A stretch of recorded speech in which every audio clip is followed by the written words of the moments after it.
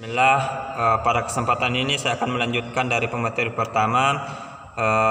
Pada kali ini saya akan membahas mengenai materi selanjutnya, yaitu beberapa tokoh yang ikut berkontribusi dalam penyebaran Islam di Amerika Serikat. Dalam kedatangan Islam di Amerika Serikat, tidak lepas dari beberapa tokoh yang ikut berkontribusi dalam penyebaran Islam. Di antaranya yaitu yang pertama Bilali Muhammad, yang kedua Yarrow Mahmud, yang ketiga Muhammad Alexander Russel Webb, dan yang keempat yaitu Noble Drew Ali. Baik, kembali kepada tokoh pertama, Bilali Muhammad. Bilali Muhammad adalah seorang budak muslim yang dibawa dari Afrika ke Amerika pada tahun 1802. Bilali cukup beruntung. Mengapa? Karena Bilali memiliki tuan yang memberikan kebebasan kepada budak-budaknya untuk menjalankan agama mereka secara terbuka. Bahkan Bilali diberikan izin kepada tuannya untuk membangun sebuah masjid kecil. Sebagai seorang muslim, Bilali tidak diragukan membawa pendidikan Islam ke Amerika.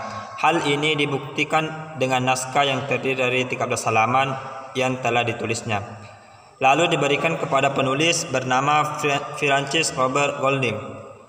Sejak pada tahun 1931, Perpustakaan Negara Georgia berusaha untuk menguraikan naskah tersebut yang populer sebagai Diari Bilali. Setelah bertahun-tahun, ulama akhirnya berhasil menguraikan naskah dari Bilali.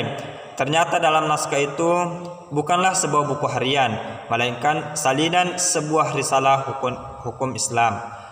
Buku Bilali, catatan Bilali memberikan sebuah pesan penting bahwa mereka bukan kelompok kecil yang tidak penting. Mereka berjumlah ratusan ribu dan mereka berjuang untuk melestarikan warisan Islam. Adapun tokoh kedua yaitu Yarrow Mahmud, yang dimana Yarrow Mahmud merupakan seorang budak muslim Afrika sejak umur 16 tahun yang dibebaskan pada tahun 1807. Ia dikenang sebagai sosok yang ceria, rajin dan semangat, dan sangat taat dalam imannya. Amir Muhammad, Direktur Museum Warisan Islam, mengatakan bahwa Yarrow menjadi sebuah catatan kaki besar dalam sejarah. Ini menunjukkan bahwa Muslim Amerika adalah bagian dari sejarah yang membentuk Amerika.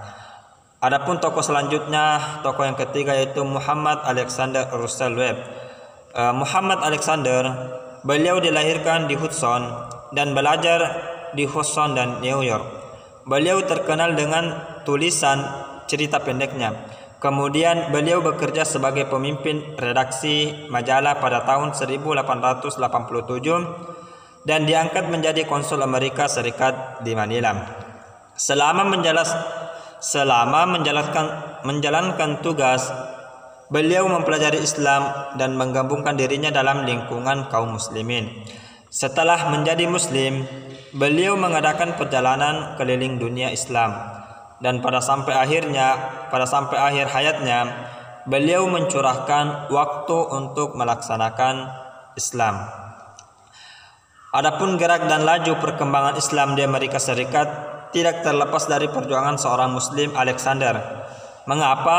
Karena beliau berusaha secara langsung dan sungguh-sungguh untuk menarik orang-orang Amerika agar memeluk Islam. Di saat menjelang kematiannya pada tahun 1916, Alexander telah berhasil mendirikan 7 cabang Muslim Brotherhood di berbagai kota di pantai timur dan kota-kota pedalaman Amerika. Adapun tokoh yang keempat yaitu Noble Drew Ali. Noble Drew Ali lahir di negara bagian North Carolina pada tanggal 8 Januari 1886. Dia merupakan anak dari mantan budak yang diadopsi oleh suku Cherokee dan diberi nama Kristen Timotheus Amerika. Ayahnya berasal dari Maroko yang menganut Islam. Ia merupakan salah satu pemimpin spiritual pertama yang menyebarkan ajaran Islam kepada warga kulit hitam Amerika. Dari tempat ibadahnya, Ali mencoba membangkitkan harga diri para pengikutnya dengan memberikan keyakinan bahwa mereka adalah Asiatik dan mewajibkan mereka memiliki kartu identitas dan kebangsaan. Adapun misi utamanya adalah membangkitkan kesadaran orang Amerika tentang Islam. Dengan usahanya ini, gerakan Nobel Draw Ali meluas ke Pittsburgh, Detroit, Chicago, dan beberapa kota lain di daerah selatan. Gerakan yang dilancarkan menggunakan simbol-simbol Islam seperti kitab suci Al-Quran, memakai peci, memakai nama-nama Muslim, dan penolakan terhadap kepercayaan tertentu dari agama Kristen. Akan tetapi gerakan ini merupakan campuran dari nasionalisme hitam dan kebangkitan Kristen dengan campuran yang menggabungkan dari ajaran-ajaran Islam. Ajaran ini bukan ajaran Islam sejati, tetapi suatu penemuan penting bagi kesadaran Islam. Mungkin cukup dari saya dan akan dilanjutkan dari pemateri ketiga.